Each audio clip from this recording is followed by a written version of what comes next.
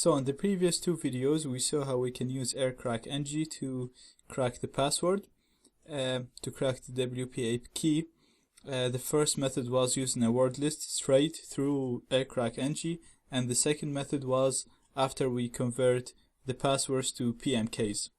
However, in both methods we were using our CPU to do the work. So in the first method aircrackng was using the CPU to calculate the PMKs. In the second video we calculated the PMKs first, and then we used aircrackng, and aircrackng used the ready PMK database. But in both methods we were using the CPU to do all the computations. GPUs are usually quicker than CPUs, therefore if you have a strong powerful GPU, the cracking process can be much quicker if you use the GPU instead of the CPU. So we're going to talk about a tool called Hashcat, which allows us to crack the key using the GPU, not the CPU. I'm going to explain how to use the tool from Windows. You can use the tool from Linux. The only reason I'm going to explain how to use it from Windows because most devices it's easier to find a driver for your graphics card for Windows than Linux. All graphic cards are supported on Windows, whereas you might have some trouble finding the driver for your graphics card for Linux. Therefore, I'm going to talk about how to use Hashcat from Windows.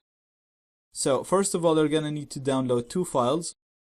First one is Hashcat, the tool that actually does the cracking, and the second one is Hashcat GUI, which is the graphical user interface for Hashcat.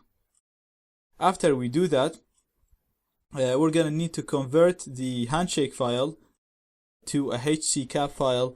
So the handshake was captured in a cap file, as we saw in the previous videos. We have to convert it to a HC-cap file so that Hashcat can read this file. So we can do that from their website, hashcat.net. Let's see how we do that. So hashcat.net. It's cap to HC cap.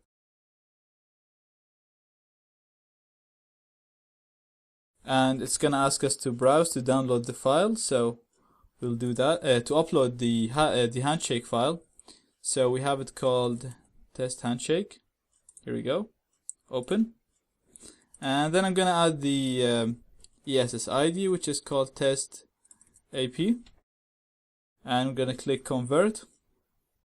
And it's converted the file, and it's allowing me to download HC-cap file that's ready to download. So I'm just going to click OK, and that's been downloaded. I'm just going to copy it to the desktop so it's easier to access it.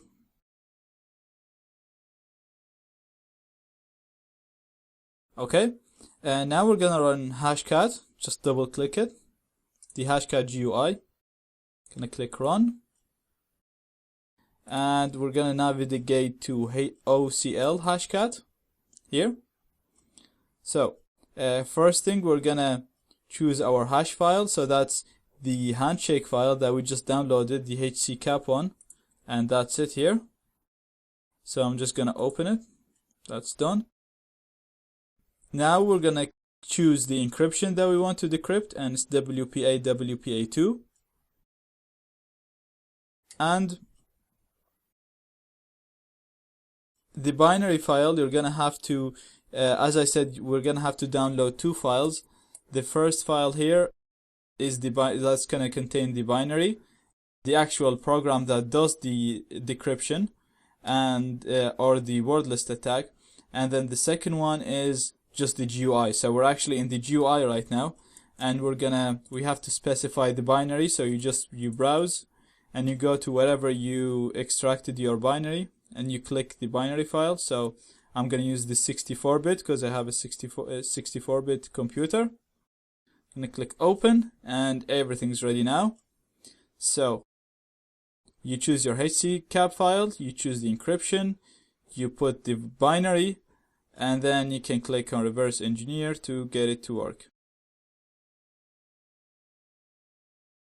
Actually, I should pick the 32 version and click it, and as you can see I get an error because I actually don't have a graphics card in this computer.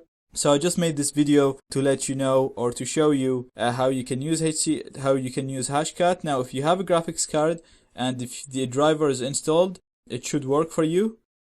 But for me, I don't even have a graphics card, so that's why it's complaining about OpenCL. So that's it. Using the GPU should be much quicker than the CPU.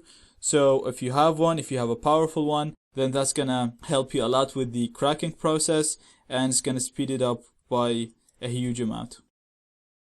Now, we've talked about 3 different methods of cracking the WPA key.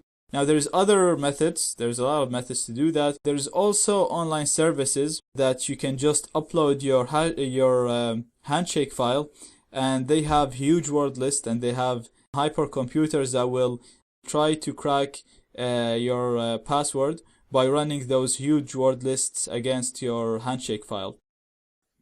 They're actually really good, those services, because their computers are very fast, they're hypercomputers, and their word lists are huge.